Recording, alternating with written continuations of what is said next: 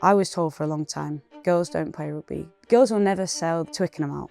But look at us now. If you've been told you can't do something or you won't do something, sod it and just do it anyway. Tell me, who is Ellie Kildunne? The rugby player that scores tries and does cowboy celebrations and has got big hair. From World Player of the Year 24, winning the World Cup last year. What are the sort of more unknown things, if you like, or things that have really surprised you that have come your way since? I became a Barbie doll. These young kids that are playing with Barbies will then see that actually there's a Barbie doll with muscles and rugby kit. I did the voiceover for Heathrow, so I took over the tannoys. I kept saying trolleys. That doesn't. Can you just say trolleys when they're like trolleys? And I was like, oh yeah, no, that's how I need to say it. Jason Derulo sat next to me just chatting away. I'm thinking, should we just start singing together or something? This would be fun. It's because there's so much humility matched with success. What is your definition of success? The definition of success to me isn't the medals around your neck or the trophies that are in the cabinet. Going into the World Cup, I had every ounce of confidence we were going to win. Everyone's going to have that, but I always said, there is no point doing it, there's no point winning if one, I've not put everything into it, and two, I'm not happy doing it.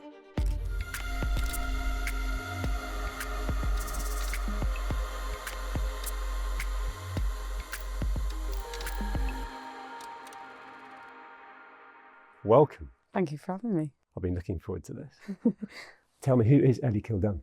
Everyone knows me as the rugby player that scores tries and does cowboy celebrations and has got big hair on the field. And that's a big side of me. But I'm also a girl that was brought up in Yorkshire who is now living a dream that she has never thought that she was going to be in. And, you know, World Cups, awards, rooms that I've never thought of even existed really. That's all part of who I am, but on the tin I'm a rugby player and someone that's hopefully taken the sport into a direction that it's never been in before. It feels like it, right? And what an amazing time for women in sport in general. You're having an incredible kind of run yourself, but the Red Roses, the Lionesses, it's a really exciting time. I've said it for a long time, it's the generation of women's sport. We took a lot of inspiration from the Lionesses, and the first time around when they won the Euros, that really hit home with me and I was like, we can do something really special here. But the Red Roses, you know, we've been on a winning streak for a long time now. Yeah. But it just seems like everything's written for us. We weren't meant to win the World Cup in New Zealand because we had a home World Cup coming up. So after doing that, we've seen where the sport could potentially go, selling out Twickenham, selling out a lot of the games pre the final and going into a Six Nations now where even the Island game, which is all the way in April, they've sold like 75% of the tickets already. So it really is the generation of women's sport. You know, it was like a super summer for everybody.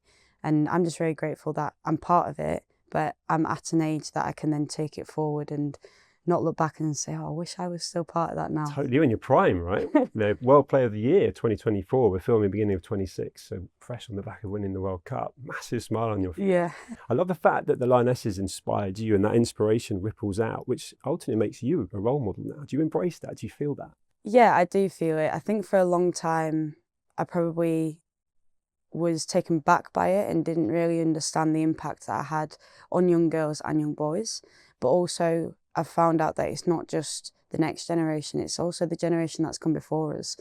You know, speaking to my mum, for example, she was saying that she never had the opportunity to play rugby and she wishes that she could do what I'm doing right now, but it's also something growing up that we never knew that this was going to happen because you could have never seen it. There was never really role models in that space doing it. But, you know, when I play games, there's young kids with Kildunne on the back and people wearing curly-haired wigs. But also, you know, I'll go to a petrol station and there's a police officer there and he taps me on the shoulder and I think, oh God, what have I done? And he just says, like, well done. And he's got young girls that are inspired by me, but also he's inspired by what I've done. And that's really cool to see the effects that I've had on everybody. But I'm nowhere near my best yet. I think that's the coolest thing is... I can feel that off you. There's a real kind of, you know, and you're acknowledging your achievements. Yeah. Totally looking forwards. 100%. I mean, you've got to be where your feet are. And that's something that our head coach has always said. And I know that it's not just going to come. You know, it's okay being on this momentum, but it can easily stop if you fall off the pedestal a little bit. I know that there's so much more from my game that I can give, but also outside of my game, inspiring and, you know, really seeing how far I can push it is something that does definitely excite me. I love that. Who inspires you then? Because you can't be what you can't see. So this timing and this whole crescendo of momentum, you're right in the middle of it. But you started playing at 6 or 7 years old, right? And I met your mum early. She said she played tennis herself, but that whole kind of, she didn't feel she could go into that. And now looking at you and loving it through her lens, if you like. But who inspired you? What got you into rugby? You know, the thing is, I wasn't really inspired by a individual or a story. I think people often assume that that's why people start, but we've just mentioned that I was 6 when I was starting rugby, and it was purely because I was playing out with my neighbours. So I lived up in Yorkshire. Mum and Dad still live in Yorkshire, in quite a rural area, and I was playing out with 2 of the boys and my brother, and they were going down to rugby training, and I couldn't think of many games to play on my own. You know, you can't play TIG. Play TIG, I'm running around, no one's catching me. Playing hide and seek, well, who's going to find me? So I ended up just going down with them. And, you know, I didn't watch a lot of rugby growing up. We didn't grow up in a rugby household. I watched a lot of football. I was an avid Liverpool supporter. I love Fernando Torres, Steven Gerrard, that era. I don't watch football anymore, but especially in the women's space, women didn't have the visibility that we do now. And I just knew that I wanted to entertain, and I was blessed with legs that could move very, very quickly. I watched a lot of Britain's Got Talent and X Factor, and I always said, oh, I want to go on there. I'm not a very good singer, so I won't get very far, but there was an element of like showbiz and entertainment and using what I've got. And like I said, it wasn't singing or playing the guitar. It was actually the fact that I could run very fast and I was good at rugby. So there wasn't an individual that was that role model for me, but I just loved the idea of being able to inspire people and being able to, you know, share my story and share some of the values that I've got, and in hope that that'll make someone do something that they believe in as well. Yeah, I love that. And you got nominated for Sports Personality of the Year last year. That whole, I guess, raising the awareness and being someone that now is very visible, and you're thriving on it. I've used that word already, but it's like, and now I understand that entertainment piece, because I think back to Jason Robinson. When I'd watch him, when he got the ball, I pretty much got out of my chair. Some players have got that. You've got that. Do you also feel that's a pressure now? Because when you have had the ball on the numerous occasions, you've come alive, your legs have just gone into Speedy Gonzalez, and you've often scored a try. Do you now have a scenario where it's actually like the expectancy? You can feel it in the crowd. I can feel it when I'm watching it on the TV. And you've got the ball. Yeah. In all honesty, yeah, I do feel the pressure. But I also believe that's just from what people expect, and I've written that story from the many times that I've done it before. So pressure and expectation, even going into the World Cup, as a Red Roses team, we were expected to win, but that's only because of the narrative that we've written ourselves. So you've got to spin that on its head as something to be proud of and something to try thrive in. I mean, it might mean that a few more people want to smash me when I've got the ball, but that actually makes my game a little bit easier when someone's running like the clappers to come and hit me. But I love the pressure, and I love that I've got the opportunity when the ball's in my hand to surprise people and do more that they didn't expect. And I think after the World Cup, there was probably like the dip in pressure a little bit. We're World Cup champions, and I was still playing well. You know, I was still scoring the tries, and my team were still being successful, but I wasn't getting that satisfaction from a game. You know, I was happy for my teammates, but I was like, I have not played very well, but why are people still championing me? And it's just because of who I've built as Ellie Kildunne, as I guess a brand. But then coming away from sports personality, suddenly that's a whole new kettle of fish. So you had 2 different ends of the spectrum, and then my thing. So I was like, how the hell am I in this position? Not only have I been nominated, I've come second, and I could have never imagined that. And I was still surprised by that aspect of it. Coming away from the awards, you had people saying she should have won. And then you had the other end, which was, who even is she? And 2 days later, we had a big game. It's actually called Big Game for Harlequins, and it's back at Twickenham Stadium. Now, the last time that I was at Twickenham Stadium was the World Cup final. So there was a little bit of pressure there that I had on myself, but there was that pressure that I wanted these people who said she should have won to go, see, I told you so.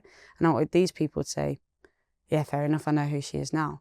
And I was not just playing for myself, but for women's rugby, because I want people to take us serious. And It's bigger than you. It's much bigger than me.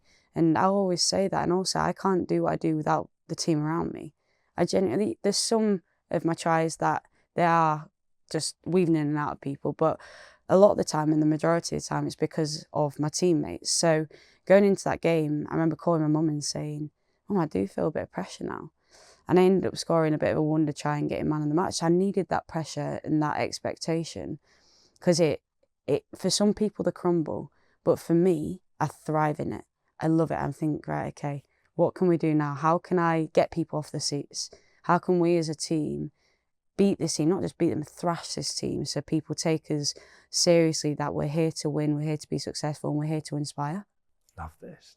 I'll use that word thrive, and I'll use the word that embrace now. There's a maturity to you at 26 years old, where that reframing, you know, there are quite high profile people like Johnny Wilkinson who couldn't almost get comfortable with the success, and has talked openly about that. I've filmed with him on this show, and almost still has to kind of process that and reflect, whereas in the moment, present, you seem to be able to have a speed, not just with your legs, but with your mindset. And we talked off camera about ADHD. Didn't know that before we were going to film today.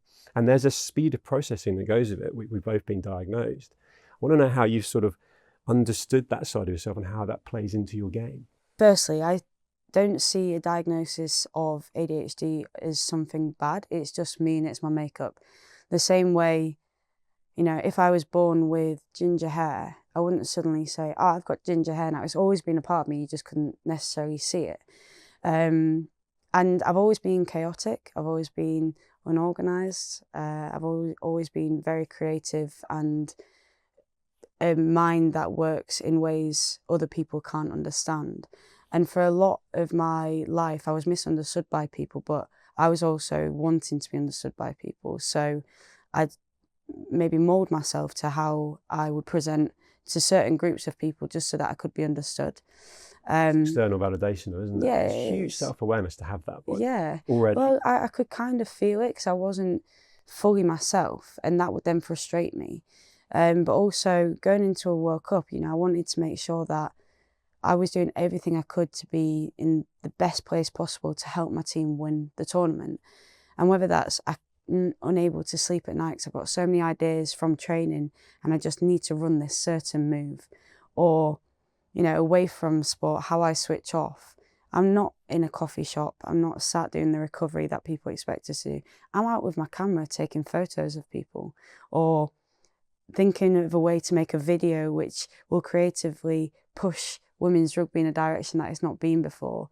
And that side of me I loved, but the chaos and everything is just me. But I needed to understand it so that I can put strategies in place that doesn't impact other people. So if I'm late to something, that does not bother me. I can still get there. I can still get to the gym session, do my gym session, and then go off and do the next thing. But what it does impact is the girls around me. And I don't want that. Or the way that I communicate on the pitch. I'll be talking a million miles an hour. I've seen this, I've felt this, my instinct.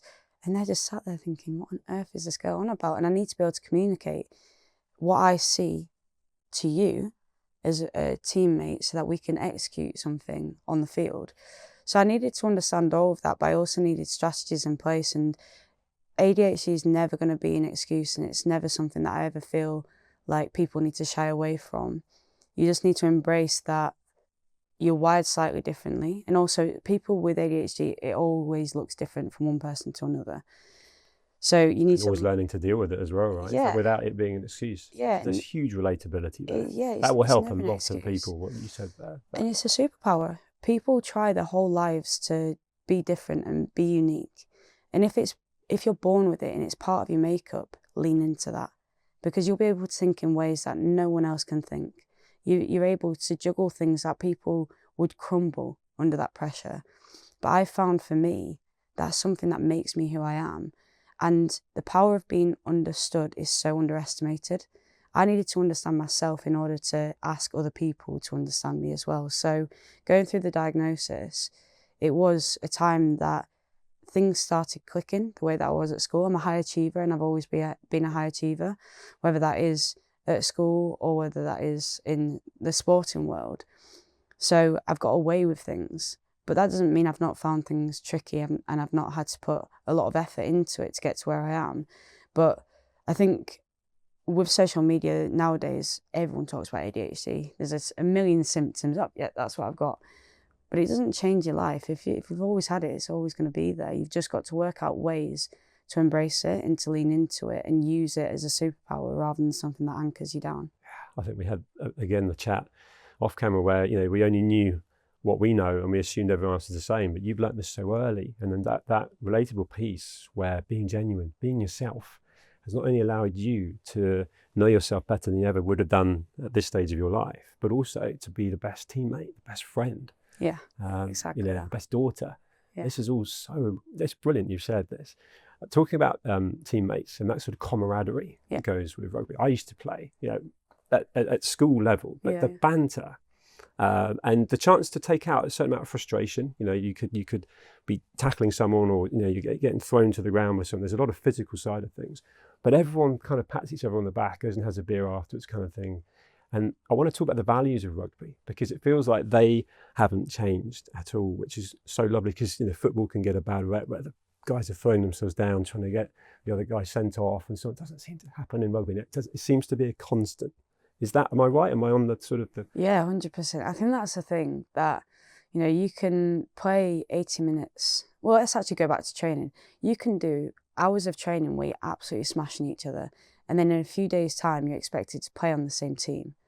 So you have this underlying level of respect for each other that, I'm going to smash you in training because that's going to make me better, which is going to make us better. But then part of being rugby, everyone talks about, smashing someone else, tackling someone else, but also you've got to be ready to be tackled. So if I put pressure on you in defence, you're going to get better in attack, so you don't get smashed all the time. But that's the thing, even when we play against teams, we've been on this circuit and you've got this mutual respect that it takes a lot to be in the position that you're in, whether that's representing your country or your club. And yeah, when the whistle goes, you're trying to, hit them, score past them, avoid them in my case. And that mutual respect, that I know exactly what you're doing, you're putting everything that you can do into this. And there's times I question, why the hell am I doing this? Why am I doing that? I've just been smashed. And there's times I've cried on the floor thinking, why am I doing that? It's raining, someone's just stood on my toes, that's not very fun.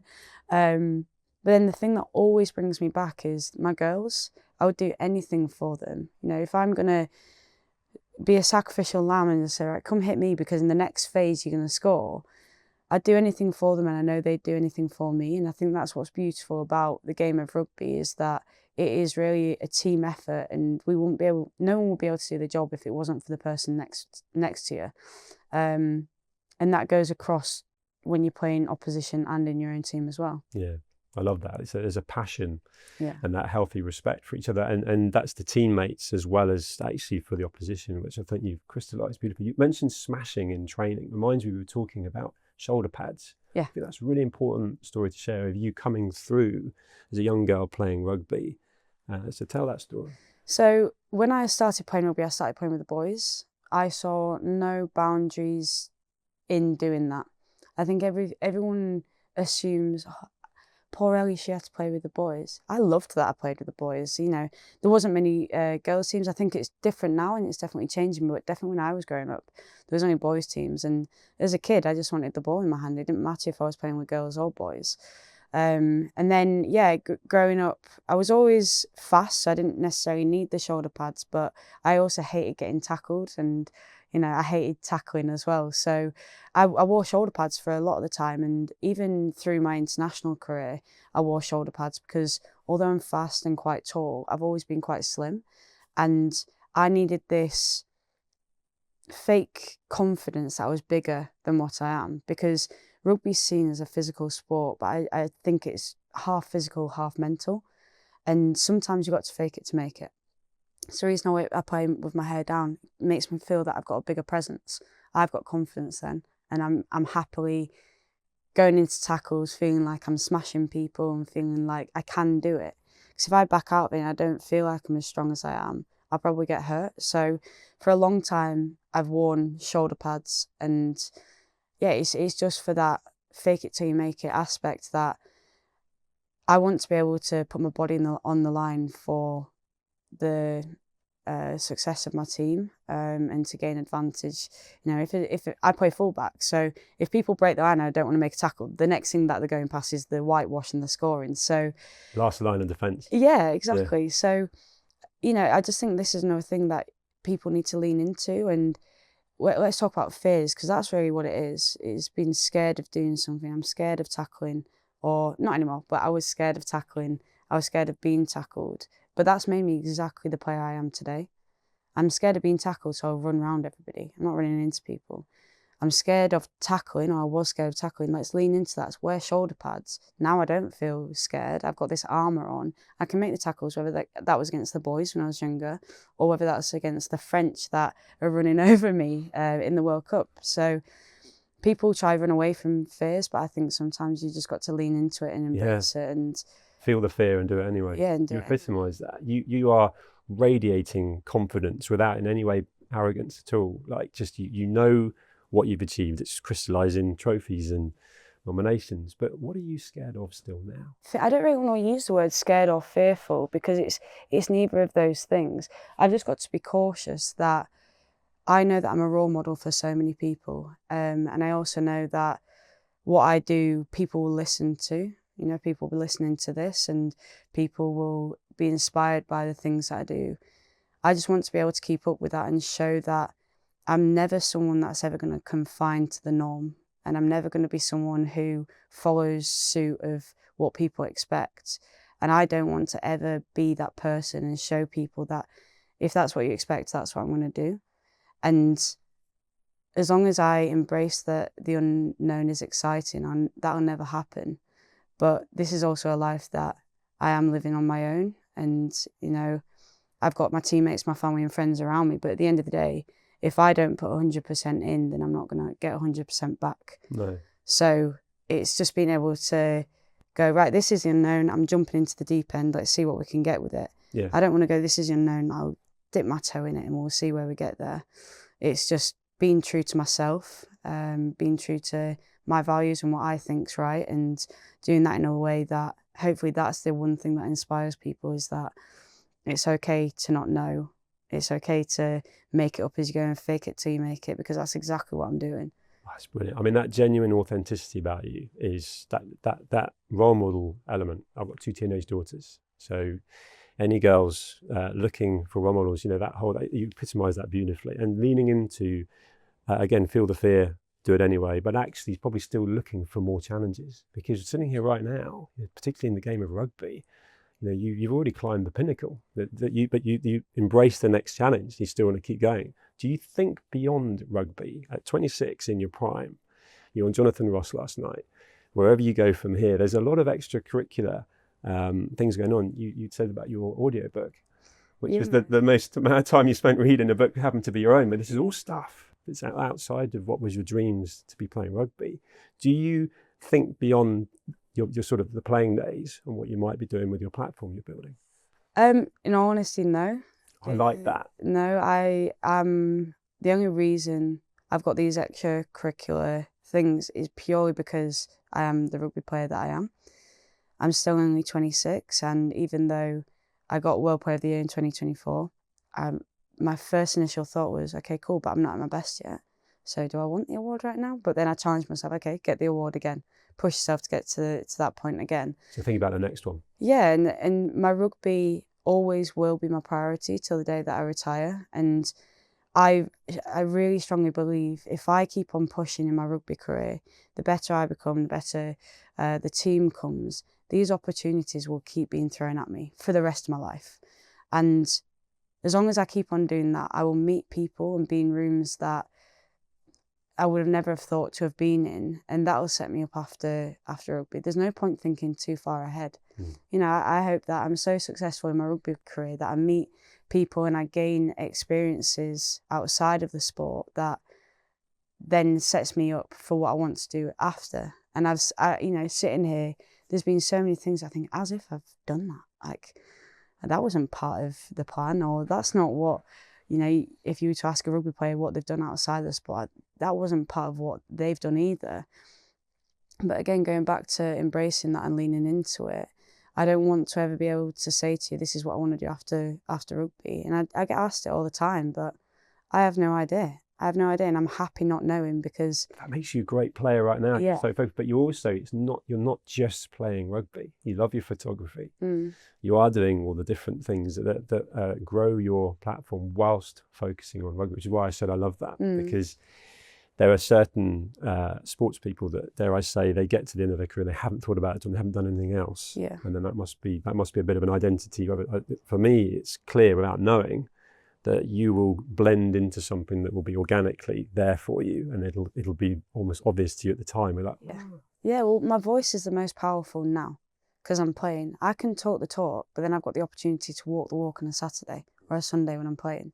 So it's all well and good, you know, you go in sports personality, you go in Jonathan Ross, and it's not growing my platform, and I never will see it as, yes, it is, but I'll never see it as I'm growing my platform, and that's what I'm doing.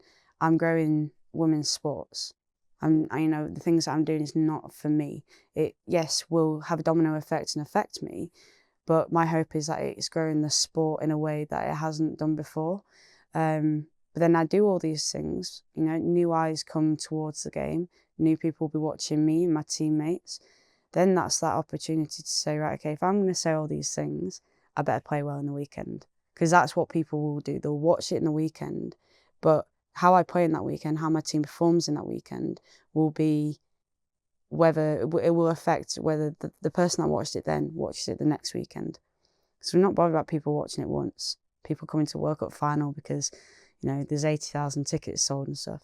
We want people to then buy tickets to the Six Nations. Yes. Or to the games. The consistency. Yeah, the consistency. Yeah, and which that sums grows you the up game. as well, like the relentless training, the dedication. And the part that you're playing in shaping women's sport, what are you seeing, and how much attention are you paying to the direction that the kind of almost the governing bodies and the media are taking it? Because there's a chance to do it differently to how the men's game evolved years ago, right? We're a different age. We have tech, social media. Are you paying attention to that? And you happy with where it's going? Because it feels like the momentum is just a huge wave running, but there's a chance to do something different. Yeah, I think that's it. I think for a long time, as a player, I was like, why are we not, you know, in the same bubble as the men? Why do people not watch us the same way they watch the men? But then it kind of just like, that changed in my head, and it was, well, it's just different. It's just different, and we can't, you know, I was told, you where the men were 23 years ago, and I'm like, well, no, because there's Instagram and TikTok now, so it's not where it used to be, and you can market it in a very, very different way. And this is the way that my brain works creatively. But the beauty that we've got with women's sports, but definitely in the Red Roses, is that people are authentically themselves and not afraid to show it.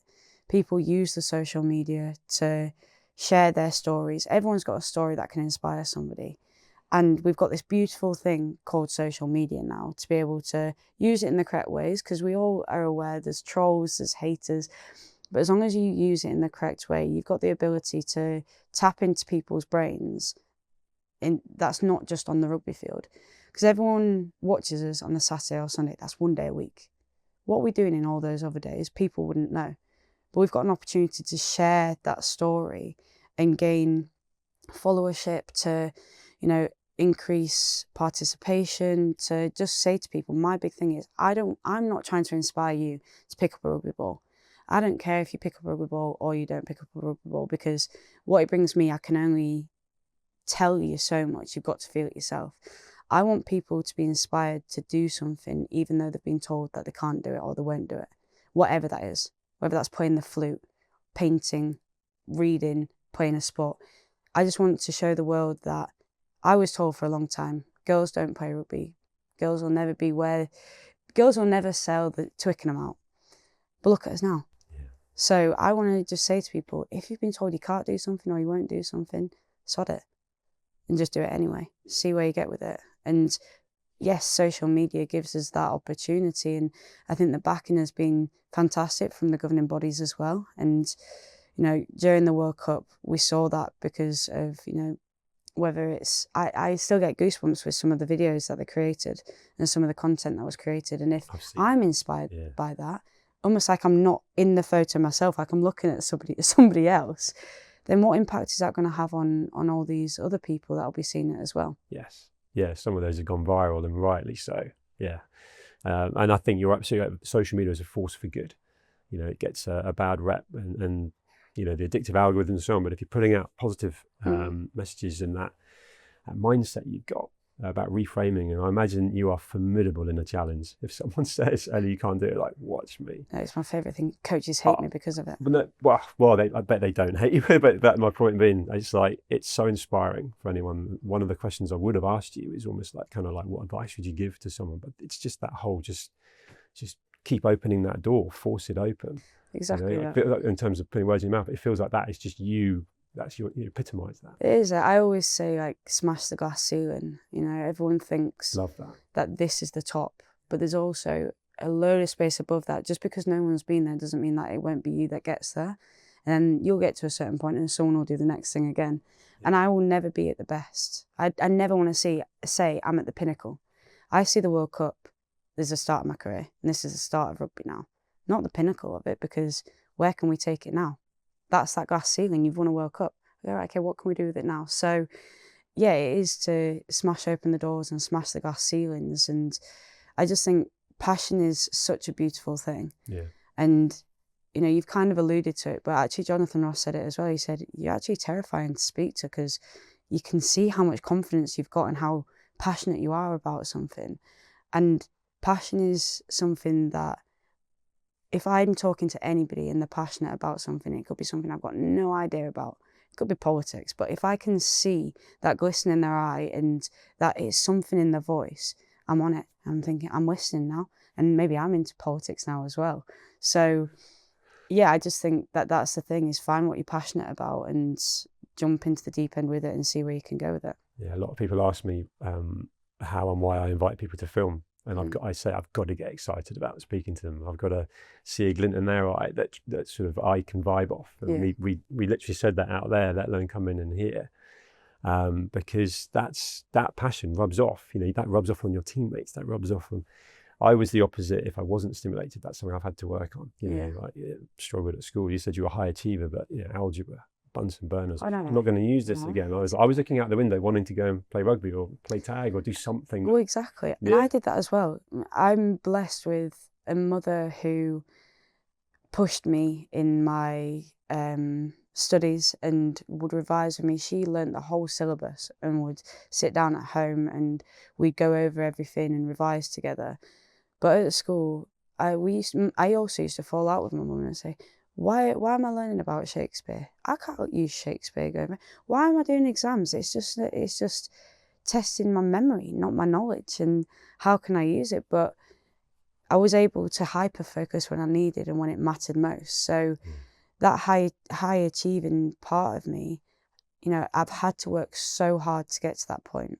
Because it's really important to make that point that you've had to work. Yeah, it doesn't. Again, no excuses, no. Yeah, and in the book, not to drop it in, but I, you know, writing a book, and which I've been a ghostwriter for, but writing a book, you relive all these memories, and there's so much that's going on that you kind of forget how things played out. And when I've been doing this whole process, I've relived a lot of it. And you know, I did struggle in school at times, and I was misunderstood by teachers, and I did learn in ways that other people don't learn. And that's the same for my rugby. You know, I used to not take notepads because I didn't want to write down. I'm not in school now, so why am I writing things down? I want to be out with a rugby ball. But I used to have little salt packets that I'd move round, and that was the moves, just because that's the way that I could digest that information. So it's taken a lot of work, and I'll keep on working out different ways to keep on pushing the game and pushing myself within that game, because there's so much more to come, and it's so exciting. That's the bit I can feel. It's like there's a huge amount you could already lay claim to as you've done and achieved, but it's like what's coming next. And on that, I mean, really interested in your answer to this, because there's so much humility matched with success. What is your definition of success? The definition of success to me isn't the medals around your neck or the trophies that are in the cabinet. It's knowing that you've done something to the best of your ability with no questions left behind. So by that point, you know if you're going to win or you're not going to win. Going into the World Cup, I had every ounce of confidence we were going to win. And everyone's going to have that. Everyone's going to have that. But I always said, there is no point doing it. There's no point winning if, one, I've not put everything into it, and two, I'm not happy doing it. So as long as I can look back on my career and think, I shove open every door I can, and this is where I've got to, that's what success is for me. And I've done it happy. If something makes me miserable and something doesn't sit right in here, I'm not doing it because it's not worth my time. And I think that's the thing that, you know, with rugby, I need to find ways to keep on enjoying it, because there's loads of parts I don't quite enjoy about it. I don't like getting hit. I don't like, you know, being out in the rain, training at 9 o'clock at night. But I also know that that's going to make me better. And you mentioned my camera and the creative side of things. When I picked up a camera a few years ago, it gave me this whole different outlook on everything that I do, because everything could be a picture. So when it is throwing it down with rain and I'm thinking, God, what am I doing? I just do this and I think, oh God, it'd be a great photo there. And then suddenly I can appreciate it for what it is, and I can put everything into what I'm doing without the complaints, without you know thinking, why am I doing it? And just see it through a really beautiful lens. And that's what I want to do. Looking back at my career, think, wow, if this was a movie, it'd be a flipping good movie. I love that. This framing is that, you know, you crystallize it with the photography part of it, but I frame life. I'm actually a really keen amateur photographer myself, and I'm always taking pictures, and I go back to them, and I use them as reference points, but you know, very much facing forwards as well. It's like when you're looking at something and being able to have that thought process, and you can tell it works so well for you. Your life's changed so much in probably the last 2 years, from World Player of the Year 24, winning the World Cup last year. What are the sort of more unknown things, if you like, or things that really surprise you that have come your way since?